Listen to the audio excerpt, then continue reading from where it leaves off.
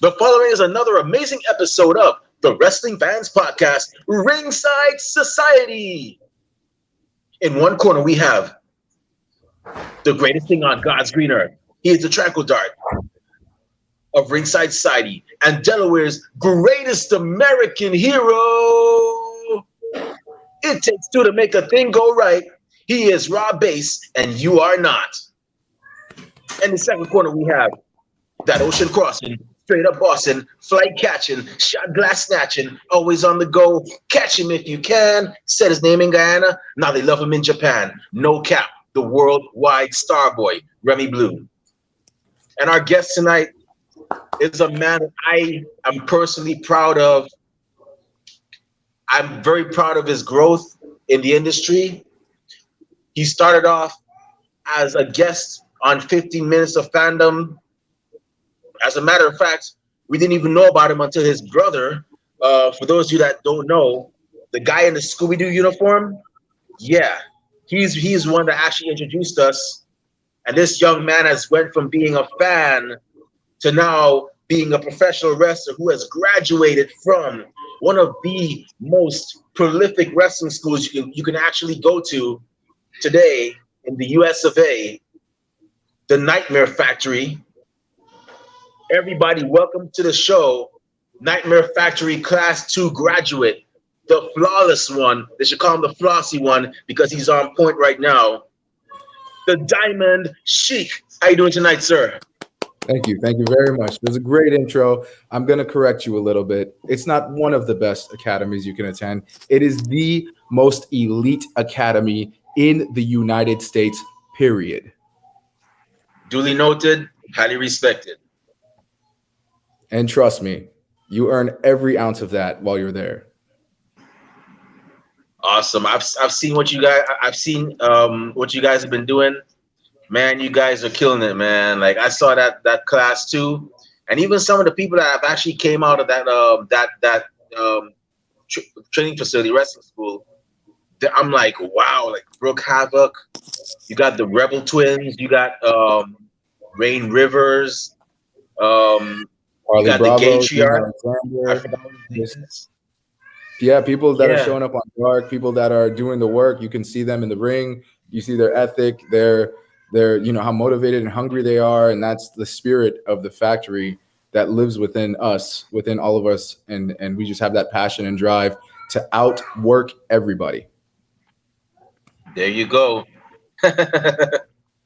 Yes, sir. I always knew the Rose family knew how to do it, and I got the right team right there. Absolutely, 100%. So, I gotta say, I know you're a busy man. You got a lot of things to do. You graduated now, so now you got bookings coming your way. We really and truly do appreciate you taking time out of your busy schedule, to actually be on our show as well. I don't even know where to begin because you already said how you became a fan. So I'm gonna go ahead and ask this right now because last time we spoke to you, it was on the fandom side of the pro wrestling spectrum. But my first question is, what? And you told us you were actually planning on getting into it, but how did your first day go? Were you nervous, or were you like, you know what, I got this. I'm gonna take some hits, but I got to get through this. Like, what was your mindset? So the first day, I wasn't really nervous. I think I was more an anticipatory wait of what I would experience. I was very open to anything that could happen to me. I was ready to take some lumps if I needed to. I was ready to do whatever. And nothing can prepare you for that first day because you go in and everybody is around you. You see all these new faces and new people that are in the same path that you're in. Some have more experience. Some are as green as I was. I was completely green with no experience. So, those green are probably a little bit more in the, anxious, apprehensive side, whereas some of us that had experience were probably ready to show what they could do on the first day. And I'll tell you what, that first day, the academy, the Nightmare Factory, that they make it such a professional sphere that you walk in and there's a sense of camaraderie and family right away. There's a sense of, you're here because you were selected to be here, and that you don't drop the ball because that stays on your shoulder the whole training. You know that at least 3,000 or 3,500 people are applying to this school, and the 20 of you made it. So you don't ever forget that ever while you train, and you keep that right here on your shoulder and as a motivator the whole time. So, don't, if this is your first time and you want to go and experience something like this, just know it's okay to be apprehensive. It's okay to be anxious, but I have every excuse in the world to quit, to not finish, to give up. I have a career. I'm making good money. I don't need the money. Okay. People know me on Instagram. I'm a celebrity jeweler. Don't need the fame. All right. I have a family. I'm 33 years old and I weighed 300 pounds when I started. I had every excuse to not be there, to just say, hey, I'm not going to come in the next day. I'm going to quit. And I did it. I finished it. Awesome. And you can do it too. You put your heart into it. But if you give 99%, you're not going to make it. You are not going to make it. Right. So for those of you that are thinking about joining, the Nightmare Factory, or even any wrestling school, just take this young man's advice he just gave y'all, and just go with that. And as well, nothing comes easy. Nothing comes easy and whatnot. Anything that's worth it is not going to be easy. Yeah. That's why things that are worth it are expensive. Yeah. So, in terms of graduating, what was the feeling like when they said, congratulations, you guys are now officially certified professional wrestlers. You can go take bookings all over the country, hopefully all over the world. What was the feeling? What was going through your mind that just a couple months ago you were a fan attending shows, and now you're like, you're like one of the people that you grew up watching?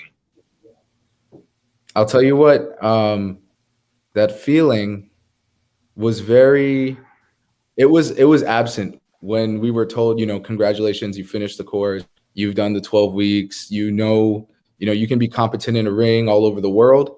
It was kind of empty, but what really, really, really fulfilled that feeling was within 24 hours of being told that, I got a text message and someone said, hey, I spoke to your coach, QT. He gave you a good reference and I want to book and debut you on my show. Then the feeling really came in, and I'm like, I did it. I was able to get a booking. I was able to get a job out of this. And that's when the feeling really hits you that, hey, I've accomplished something. And as far as the training goes, it's the same. You learn a hip toss, you learn a body slam, you learn the ropes, you learn everything in the ring. And it doesn't really hit you until you've done it in front of someone and you get that crowd reaction. Then it really hits you. It's a payoff.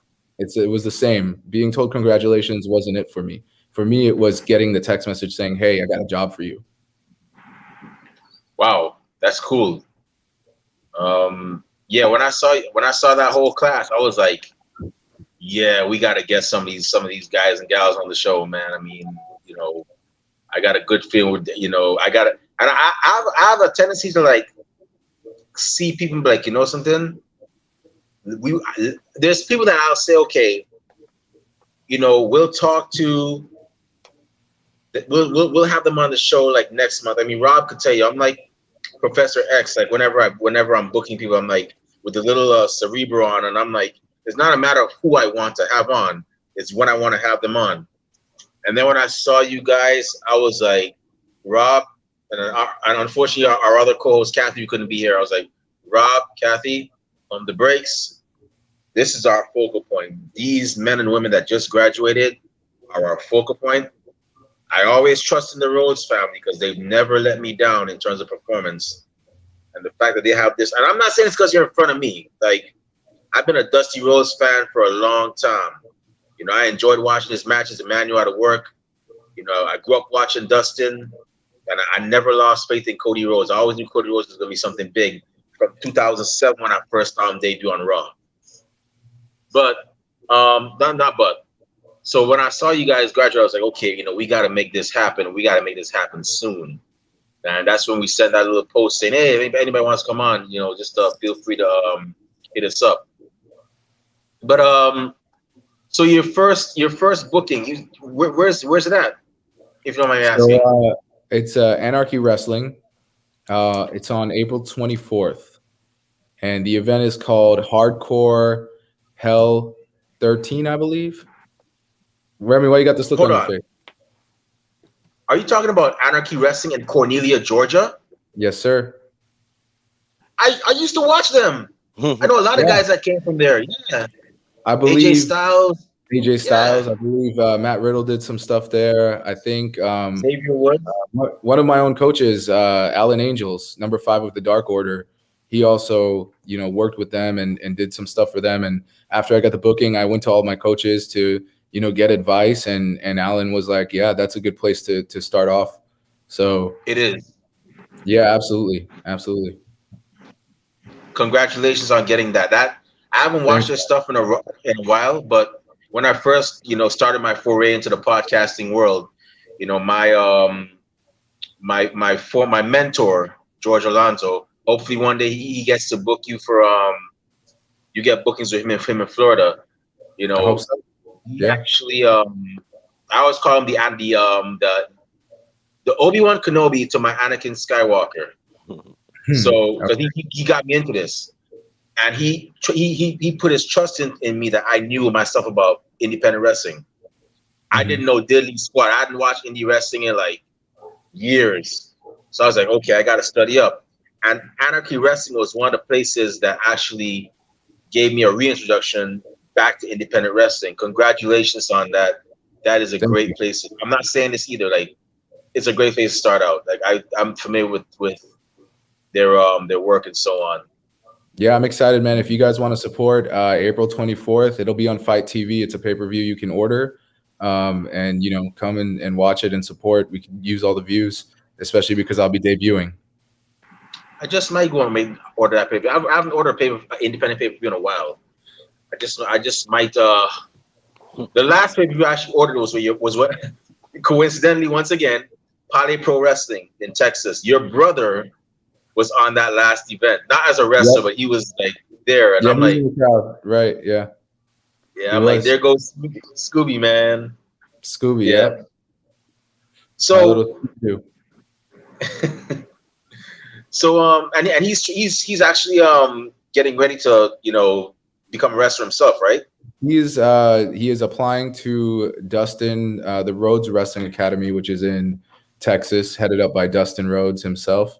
And yeah, that's his next step. So I hope that he's good for it. If I can provide a reference at any point for him, I will, because I would love to have a rivalry with him and go at it.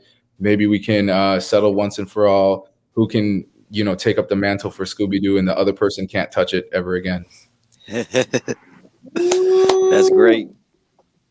You gotta put stakes Man. on the table, man. Feed the family. Mm-hmm. Yeah, that's when that happens, I'll definitely be I'll definitely like have my eyes wide open looking at that, because yeah.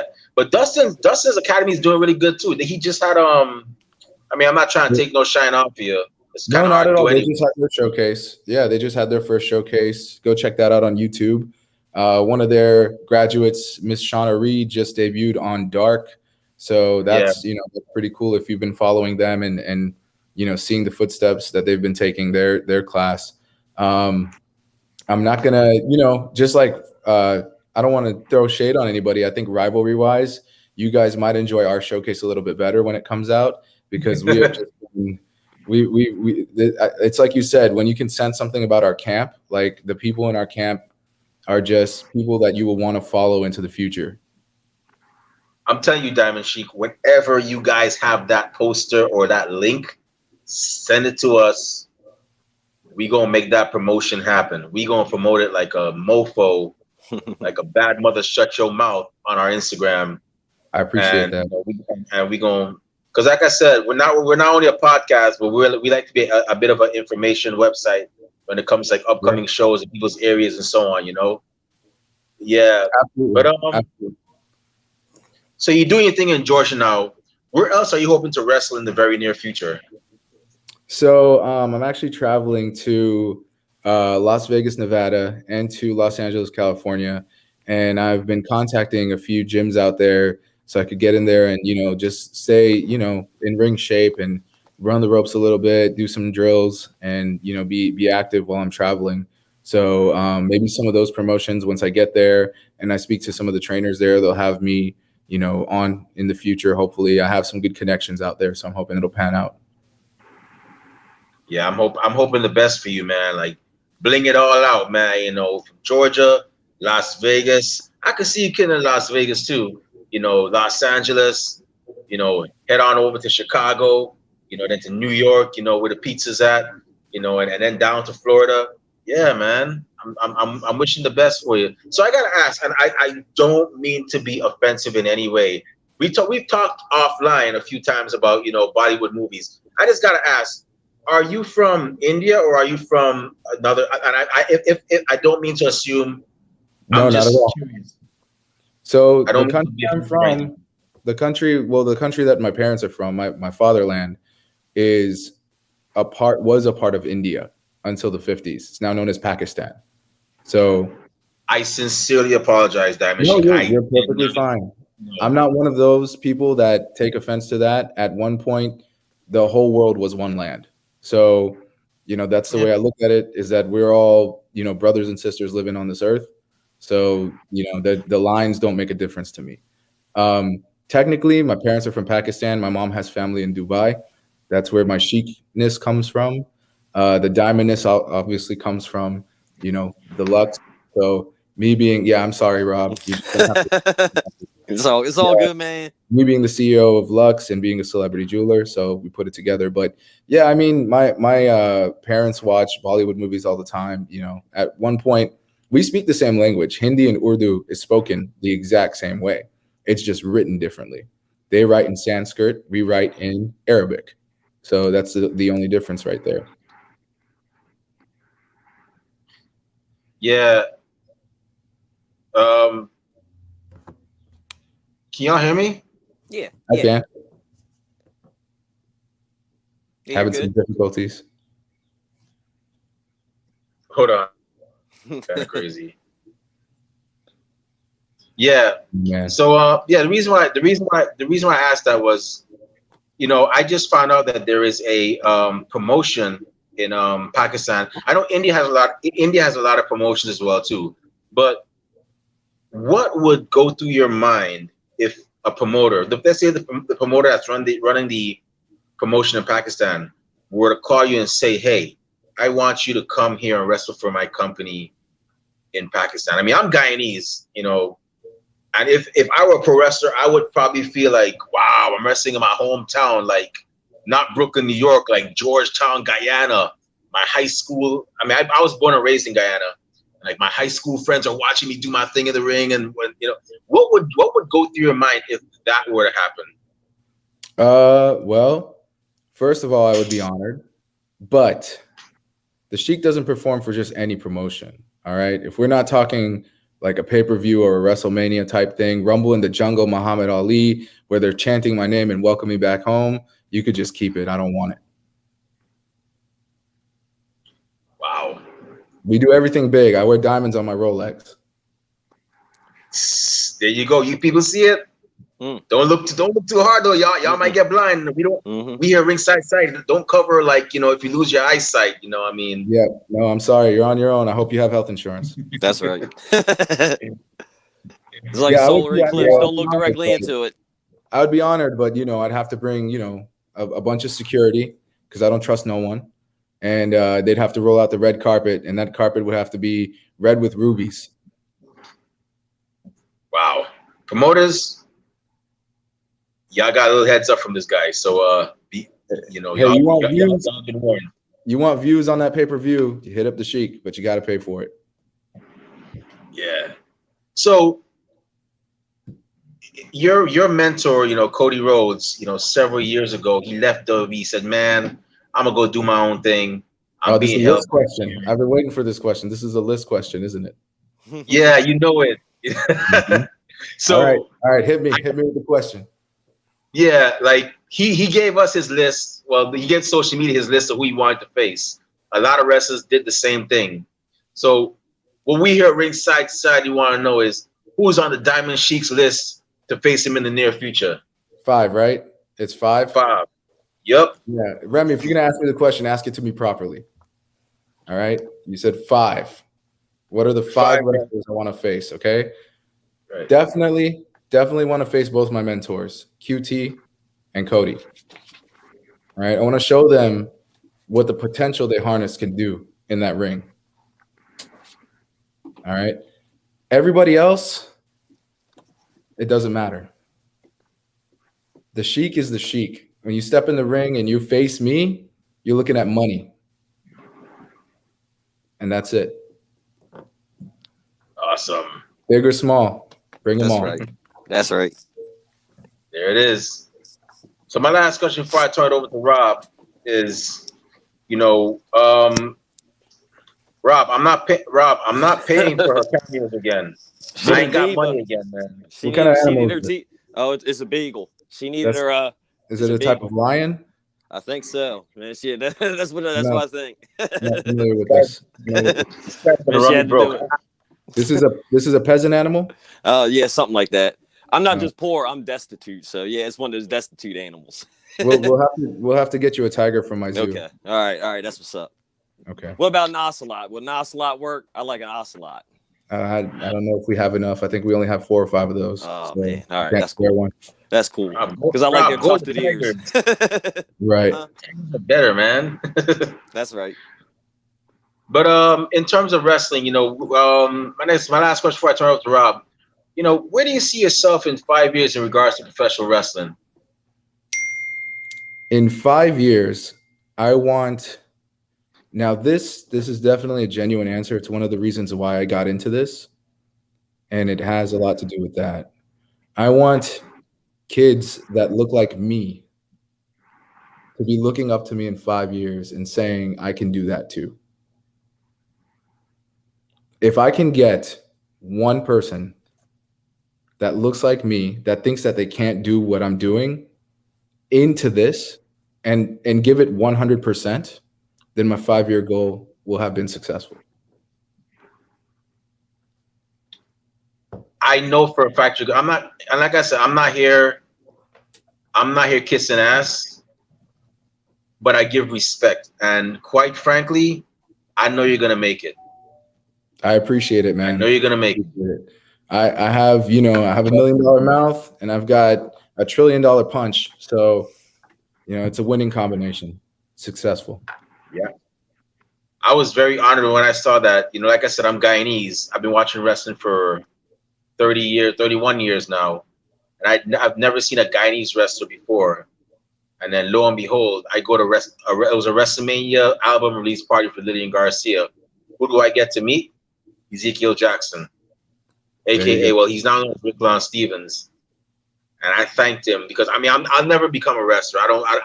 I'm almost 40. I'm touching 38 next month, but I think that ship has sailed for me. But the fact of the matter is to see one of my own people. I might have to put you in a room with DDP, man. You might change your mind. DDP was 35. I don't know. DDP was in shape. You look pretty stout to me, brother. You look like you could take a punch. You look like you can give a punch. Nah, I'll leave that to my buddy Rob, man. Rob is the high flyer over here, man. Yeah, he. But anyways, man, if you guys are ever in Atlanta, you want to get into a ring, I'll show you a few pointers. It might cost you some pain, but I'll show you some pointers. I saw those videos of Rain Rivers, and I was like, yeah, gosh. Rain is super dope. She's a lot like me mentality wise. We don't talk to just anybody, and we just it's kind of like exclusive. Like we're in, we're out. We don't hang around too much and talk to everybody. But she gets in there, she does her business, and she makes sure everybody notices it, and she leaves. That's what's up. I'm still looking forward to her and Jade cutting up in the ring. That's going to be a hell of a match right there. I know. Jade is also a close personal friend of mine, and she's got the right mentality. Trust me, she knows. She was a celebrity before she even walked into that ring. The way she handles herself, the way she deals with people, everything she does, 100%. She's a star. I knew it from the day I met her and shook her hand. Yeah, that's whether it's as a match or as a tag team. Oh, geez, those two are. It's going to be a show. I already know that for a fact. Absolutely, and my whole class is coming up right behind them. So, just what I'll do is I'll get on Instagram. If you guys want to follow me, it's at Diamond Sheik on Instagram, and I will put up every single person that I'm following on social media that graduated from my class, so that the viewers can check them out too, and hopefully they'll be on Ringside Society in the near future. We had Charlie Avell, right? He was here. Mm-hmm. Yep. Previously, that's one person, and I know you're trying to get Dean Hiram on here. No, we got him. We're having him on Sunday. Okay, you got Dean already. So he did he talk about what he's been through recently? No, he hasn't. Ooh, Charlie or Dean? Dean. No, that's Sunday. Sunday we're gonna talk about that. Oh, Sunday. Okay, yeah, that's gonna be a great interview as well.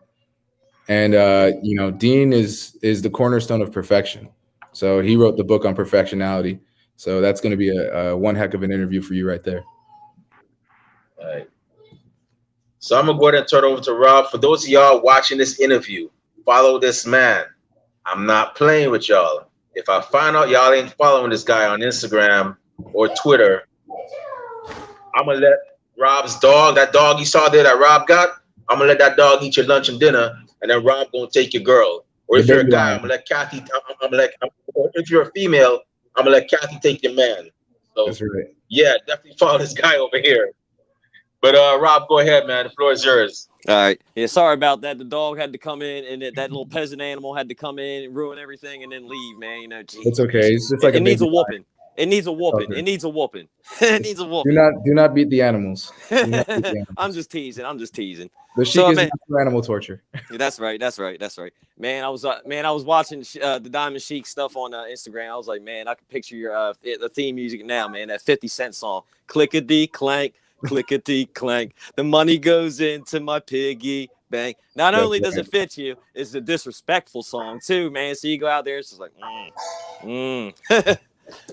So you said this artist, his name is 50 Cent, right? Yeah, his name is 50 Cent. I haven't heard of anything about under $20. I haven't heard of it. So okay, yeah. That's right. That's like Jay-Z. I'm about $1. What in the world is 50 cents? So I mean, we were training, and I asked one person where they got their Gatorade from. He said, "Oh, I just stopped off at the dollar store on the way over here." And I said, "What in the blue hell is a dollar store?" Matter of fact, what's a dollar? I had no idea. And they had to explain to me that there were denominations of currency below 20, and I was amazed. See, man, that's crazy because I hardly ever see any denominations above 20. You know what I mean? I'm up there slamming these things called pennies onto the gas station counter trying to pay for my gas. You know what I mean? So, you know what I mean? Well, I don't have to do that because it comes from my country. So, oh, man. Yeah. Woo. Yeah. We have this card that all of us carry. It just gives us free gas, all the Middle Easterners. Oh, man. See, I wish I could do that, man, because now I'm getting ready to have to invest on a bike, man. I got these peasant animals or something. They're going to have to, pull me in a sled or something. You know, that might be a good idea. Yeah, we use camels. Yeah, we have to pull them. Country, so.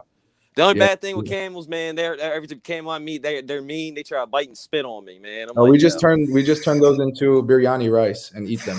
That's right. There you go. Yeah, that's absolutely. Right. That's right. So, man, I do got to ask, man, since last time you've been here, man, other than, training, man, what's been new, man? I got to ask, yeah, for real, but, how did you find time for training? You got your career, family, and all that, man. It's like, man. Well, it's one thing to have a career, but when you have a successful career, it's kind of easy to, put that off to the side a little bit to make room for something else. Anybody that is successful will tell you that if you get married to one thing and you just focus on that, it's hard to have multiple streams of revenue. So, if you can have something sustain itself and produce revenue and have it be on its own and just kind of oversee it, that's kind of the goal right there. So you can set up multiple streams of revenue. And that's what I've done with my jewelry. I have my clients that always rely on me and count on me, and they know I'm a text message away. Every new client I had to put on hold for 3 months because I was doing this. And I wanted to put the same amount of effort that I did to start up Lux into my pro wrestling career. I didn't want to sacrifice an ounce of it. Like I said, if you do 99%, you won't succeed. So I had to give it 100%. I had to keep it at 100%, and it was very difficult. I lost 25 pounds. I gained muscle. I'm in better shape now than I've been in the last couple of years, and I'm getting better every day. I'm hitting the gym every day, using the same ethic that I've learned in camp to put into my daily routine. And I've been back into jewelry now. I'm taking new clients again, and I'm still doing this. I found a way to do both. So that's kind of the, once you find that balance right there, that's kind of the key. And it's not easy to do, but you got to find what works for you. That's pretty awesome. So, like, what kind of training were you doing before you got into class, man? Were you doing some running? Were you weightlifting? All that good stuff? I am a dad and I am a business owner. So I had time to do nothing but eat wrong, not work out, be miserable, and just be a failure when it came to my physical attributes. So when I did walk into the Nightmare Factory, I had, like I said, I have every reason to not come back the next day because everybody was a lot more physically sound than me, but they give us an assessment the first week, and it was even the assessment, man. That weekend, I couldn't move a muscle at all. I was in bed, couldn't sitting on the toilet. Horrible. Horrible. Quads were gone. Then gave us the assessment again 3 months later, and I blew my numbers out the water. So, that's what it is. It's just I'm fighting myself. I'm not fighting anyone else, and you have to remember that you're trying to beat you from 3 months ago and no one else. That's right. So how many of those people on like day one, first week or whatever, showed up, but then, you didn't see those faces again? Were there a lot of them that did that? I don't want to throw shade on anybody. Yeah, you don't have to mention names, but yeah, were there? There were a few that, they started with us and they didn't end with us. They dropped off along the way. There are people that had to excuse themselves for a certain amount of time because they had personal issues going on, but they came back and finished it. But there are people that were, that showed face that first day, didn't show face that last day. And that's unfortunate. But like I said, it's not for everyone. That's right. So when you got there, you started training, man. How did you learn, were they stressing you the importance of like footwork and running the ropes and all that stuff? Like, you gotta have footwork. You gotta have, the great footwork. Because you're out there with foot. If you don't have good footwork, you're out there like, I don't know, like a friggin' clumsy Clydesdale, just clomp, tripping over stuff, man. So 2 hours of what we did was in the ring. The first 2 hours was solely in-ring stuff, and that's all footwork, 100% footwork. If you don't have footwork, you can't do the fundamentals, and if you don't have the fundamentals, you cannot have a wrestling match, or not a good one anyway. Yeah. Anybody that graduates from the Nightmare Factory will have great footwork in the ring because they drill that into us like crazy. The next 2 hours of training, which is 4-hour training total per day, it does go a little bit longer. Sometimes it could be up to 5 hours of training per day. So the next 2 to 3 hours would be all strength and conditioning, physical fitness. So, and a lot of that was they would bring out agility ladders and have us do multiple ladder drills back to back to back to back. So, and that was considered a warm-up exercise. Whew. Yeah. So, besides that, we were doing powerlifting, all sorts of weightlifting, pull-ups, push-ups, all body lifting, everything. I learned new workouts that were so dynamic that I use now that I never knew when I was younger. And I used to hit the gym in high school and college, just like everybody else does, bench press, chest fly, squats, all the regular stuff. But now I know so many more dynamic workouts that can, definitely help me and stay in ring shape or even better. Now, did you get learn a DDP yoga? Because you were saying something about Remy, Actually, before I started the camp, I actually did enroll into DDP yoga. So that is something I do on the weekends, and I just do it online from home and, follow the workouts, and it's definitely worth it 100%. I would definitely, it doesn't matter if you're an athlete or if you're just someone who, it needs to get a stress reliever. That DDP yoga is it right there. Definitely. That's right. Now, what's that one workout, man, that was popular a couple years ago? P90X. Have you ever tried that one yet, man? Yeah, so I tried P90X when it came out. I believe I was in college when it came out. But I definitely got the DVDs and I tried it, and it kicked my butt. I can tell you this, being in the Nightmare Factory training is like P90X on Super Saiyan level. But the only thing about P90X is it's a TV. So if you're not doing what it's telling you to do, it's not going to yell at you. It's not going to tell you to go. It's not going to say, hey, what are you doing?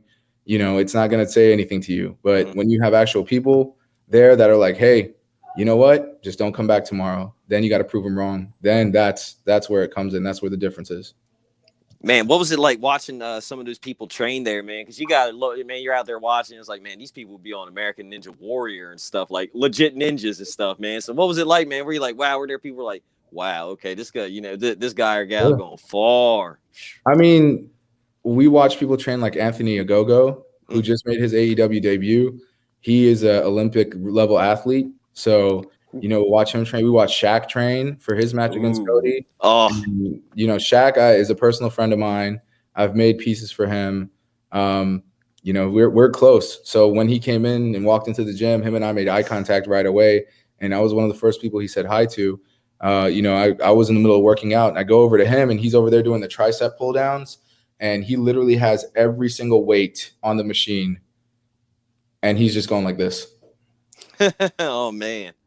And I'm just like, yeah, this is like, that's a different level of athlete. You know what I mean? That's just, right. Yeah, that's insane. Right. Yes. What was it like watching Shaq train, man? Because look, literally, like Shaq, he's on my bucket list. I have one of the things on there. I want to do a remake of Steel and Kazam starring Shaq, but this time get it right. You know what I mean? So, man, if you ever see him, whatever, man, tell him that's on my bucket list. I'm gonna try and make it happy. But believe it or not, you're not the first person to tell me to tell that. That's right, man. Yeah, I'm gonna get it right, man. Because Steve, man, Shaq is the man. I think I might have a rookie card of his still, like my mom's something, man. Yeah, but what was it like watching Shaq? You know, like hit the ropes and stuff, man. Because he didn't go in there like a normal celebrity, like, oh yeah, I'm just gonna do punch or whatever. Hey, man, he went through the table. He did Yeah, you know what I mean? All that, man. Yes. What was it like watching Shaq up there? He took the training 100% seriously, just like we did. I think having us around him kind of gave him the right attitude because he saw how we were taking the training and he took it to that same level. But, Shaq is Shaq. Like when he was working out, I was the first day that when I walked up to him and he was doing those tricep pull downs, I literally was like, hey, you're going to work out with us? And he's like, no, I don't work out with little girls. And it was just like, oh, man. You're lifting all the weight on there, so I can't say anything. I'm That's just right. going to walk away now. Yeah. So, that's just it's Shaq is Shaq, man. Yeah, he's a freaking literal giant, man. Like, like his hands probably like bigger than my head and stuff, man. Like, I mean, the biggest part of his body is his heart, though. He's got a huge heart, like crazy. It's insane how he connects with people. That's right. So I got it, man. Do you have a finishing move yet, man? Do you got something that you're gonna finish the people off yet in the match? Do you have one yet? I do. So one of my childhood heroes is Sting. Mm-hmm. I grew up watching him, and he went through his black and white phase when I was a teenager, which means I was going through my emo phase when he was going through his emo phase, if that makes sense. Yeah. So he really connected to me. So a finisher that I do have is called the Diamond Death Drop, and it is the Scorpion Death Drop modified a little bit.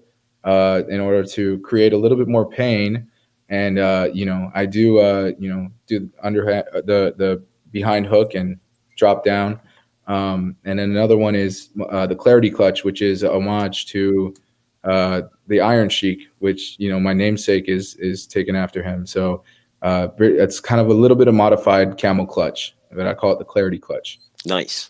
Now, speaking of Sting, man, you also had like a little story you wanted to share about Sting, man, something like that. Yeah, so I was lucky enough to go work on a production for AEW, and I don't know if you guys saw the cinematic match that Sting had on Revolution. Were you guys able to catch that at all? Did you guys see that match? Mm-hmm. So, there was a few Stings in that match, and I got to be one of those Stings. Oh, man, that's pretty awesome. Yeah, so I actually got to work with one of my childhood heroes and for AEW, which was an amazing experience. So what was it like doing that cinematic match, man? Was it like, like kind of like a movie set or whatever, like stand here, the production value was super high. As you saw the match, like there was a lot of cool shots in there that they rigged stuff that you had never seen before. Like just to give you an example, I wasn't there for this, but when they go through the car in the very beginning and it goes right past Ricky Starks and Brian Cage and turns around and then it goes to the top and the car just kind of drives off, you start realizing, especially being on set to be there in a helping capacity to kind of be an extra and help out and do whatever we can. You see everything, all the effort that goes behind what was made and how smoothly it came out and how beautiful it looks. And the level of effort they put into making it look like that so that people can enjoy it is just insane. Yeah, Crazy. that's awesome. Oh yeah, man, that's awesome, man. Yeah. That the production value, man, that was all great. That was all great. So I Oh, do got to. So man, did Taz ever stop by, man? If he did, did he show anybody how to do a Tazplex? Because I don't see so anybody ever doing a Tazplex, man. If you ever see him, be like, yo, you gotta let me do that move. I just want. so I have met Taz. He is freaking amazing. One of the most genuine people I ever met. Like, he tells it as it is, and he doesn't sugarcoat anything. If he likes you, he'll let you know. If he doesn't like you, he'll let you know. So luckily I was on his good side, because Hook actually came and trained with us, his son, at the Nightmare Factory a few times, and me and Hook got along pretty well. And Hook likes jewelry, so he was, we would talk about jewelry, we would talk about wrestling, and we got kind of a kinship going on with each other. So, when I was there working with Sting on that cinematic match, they had Hook, show up, and, he was like, yeah, it's good to see you and this and that. And he came and personally said hi to me. And, I kind of let people know, okay, I'll use someone that, Hook respects. And, and from there, anything any of them needed, like Ricky Starks needed this, I went and got it. Will Hobbs needed that, I went and got it. It's just putting myself out there in a capacity like, hey, how can I help this production as much as I can? Yeah, that's awesome, man. Oh man, yeah. Look, yeah, meeting all those people and stuff, Shaq, Taz, you got QT Marshall, Cody, and all, man, yeah. I can't imagine on April 24th on your first match, man. Yo, what you're gonna do and pull out, man. I'm kind of excited. I literally had the date circled on there. Yeah, I'm excited too, but my personal bodyguard can't make it that day. He has a previous engagement for another celebrity client, so I'm gonna have to find out who can be my personal bodyguard that day. That's right, man. Somebody got to hold those diamonds and protect them, man. You know what I mean? Yeah. Absolutely. I actually tag for the showcase. I'm going to tag with my bodyguard, Austin Green. So you guys go and follow Austin as well. His Instagram is red_security. Red_security. All right. Yep. Yeah, we'll definitely do that, man. Yeah, man. Oh, I can't wait to see you. Tag match and all that. Oh, man. Absolutely. Yeah, bodyguard just holding the diamonds. Sheik just coming out. Oh, man, I can't wait to see you just decimate somebody. You're going. I believe you're going to go in the ring and dispense justice. That's my prediction. I'm going to go in and show you why they should pay me $1 million every match. That's right. That's right. That money Mayweather money, man. That walking around money. You know what I mean? Shoot. You said Mayweather money? Yeah, and that what he does. And that was his name in Money Mayweather. He carries around $1 million or something. That's it? Just $1 million? That's what I heard. To somebody that's poor as me, that's like, wow. I mean, yeah, I guess that's it's good to spend on one weekend, I guess. Yeah, because I use these cards. It's called EBT or something, so I can get some food and stuff, man. It's like, oh man. It's like the Amex. Yeah, something like that. Okay. I'm familiar with American Express. Yeah. So I do gotta ask, man, before I pass it over to Remy, man, I gotta ask, do you have any funny, training stories or whatever, going or whatever? You can change the name, protect the innocent if you need to, man. Anything funny happen? Funny. It's always funny when something happens that you don't expect. Like, for instance, you got someone in a wrist lock and you give them a little crank and they're down, and right when you crank them, their head pops up and they just hit you in the face with their head. Stuff like that all the time. Coach QT was in the ring with one of our trainees, and they were doing a move set, and it was off just by like a hair. And basically, Coach QT ended up taking a skull to the lip and busted his lip open while training. So it was pretty bad. He had to get a few stitches. Besides that, we've had a lot of people come in and watch us train that were like, I can't. What was that? Oh no! I think it was a lion. It was a lion roar. Yeah, it was a lion roar. I think that's what that was. It was a lion roar. Yeah, King of the jungle, right there, man. Definitely 100%. That's right. That's right, man. Somebody up in the Serengeti, man. yeah. Just my zoo animals are going wild. That's okay. Right, that's so, right.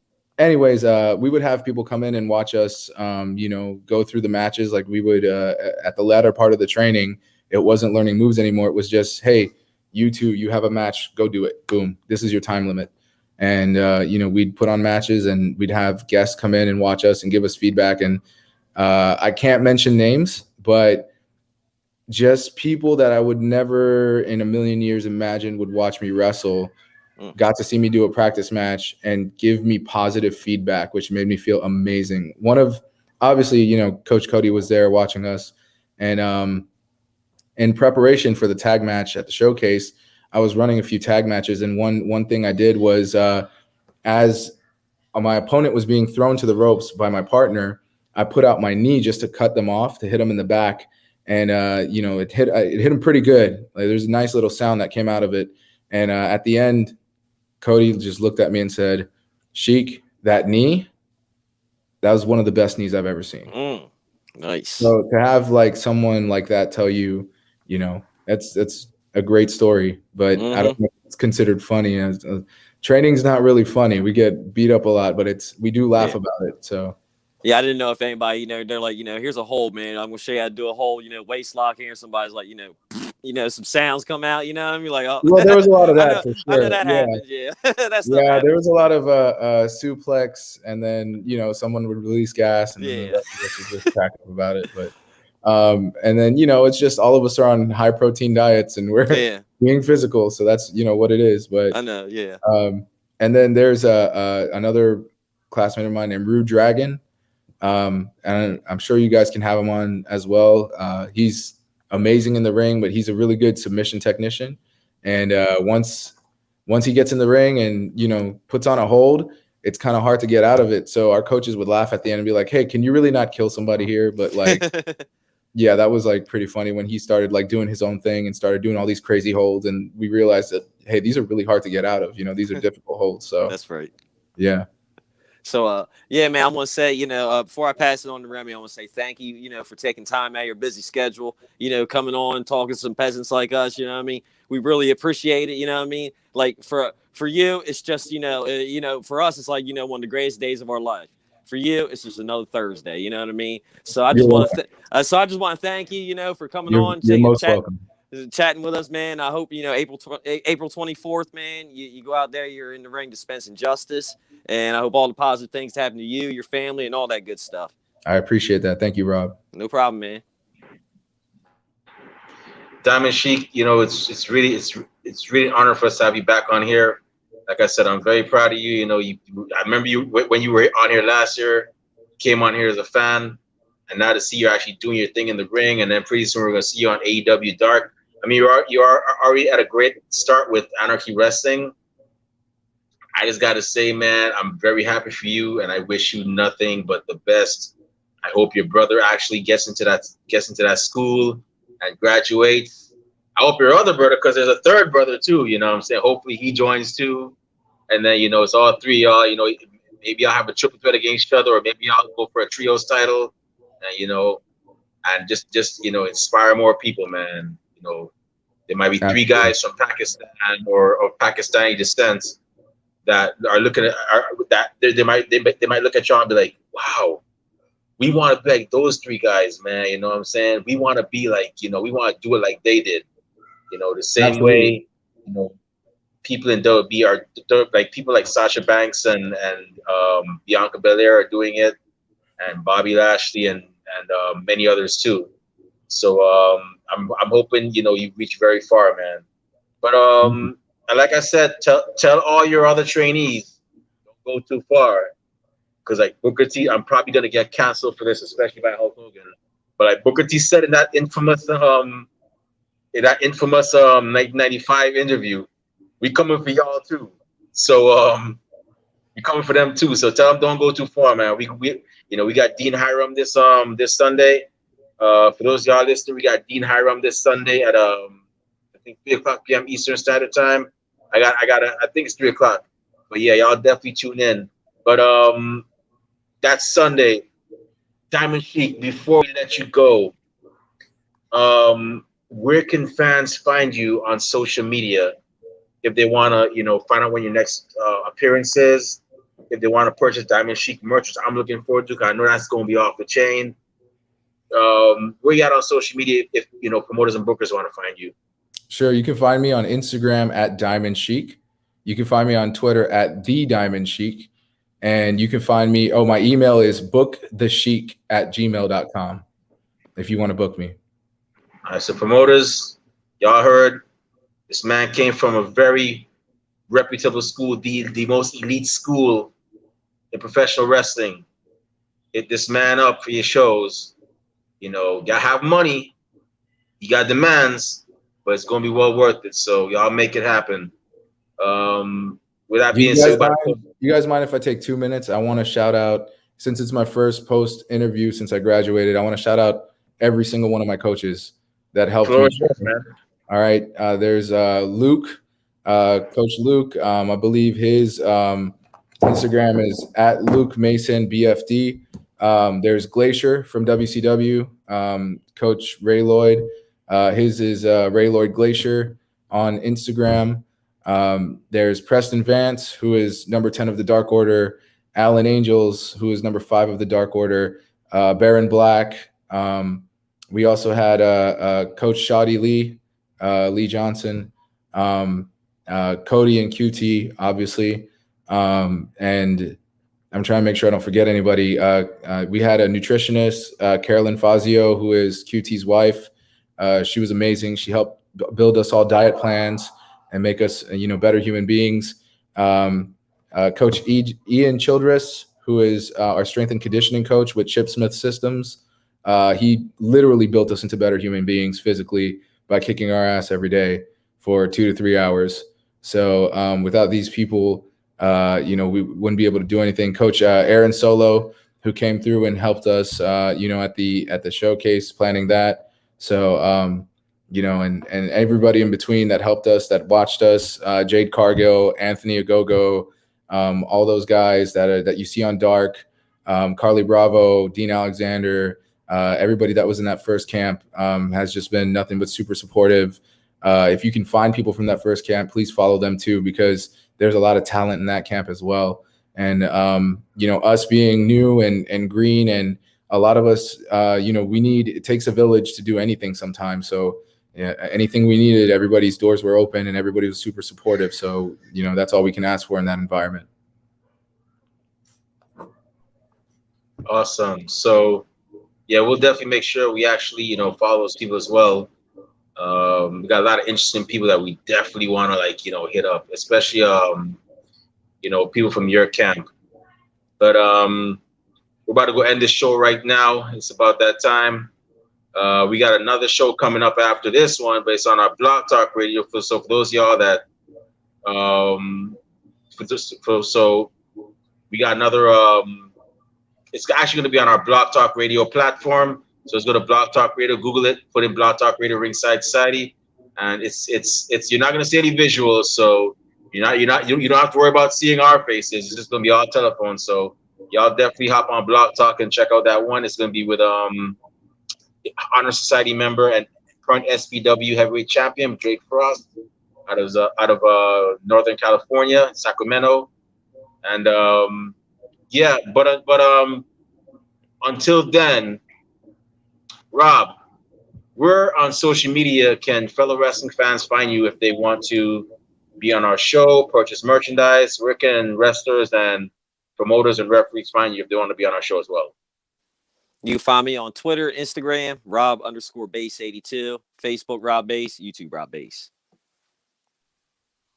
And if you want to find me on social media, not that I have anything interesting to say, you can definitely find me on Twitter at the Remy Blue. Who knows? You might get lucky and I might have something cool to say, but I highly doubt it. But our podcast is on Twitter at Ringside Society. Our podcast is also on Instagram at Ringside Society. We got a lot of cool stuff on there, so check us out. We got a lot of interesting facts as well. Like, for example, did you know there were once 4 Nature Boys? Yeah, there have been 4 Nature Boys. 4. See that? 4 horsemen. 4 Nature Boys. Believe it or not, that's something we had to study at the Nightmare Factory. Oh, yeah. 4 Nature Boys. So remember that 4.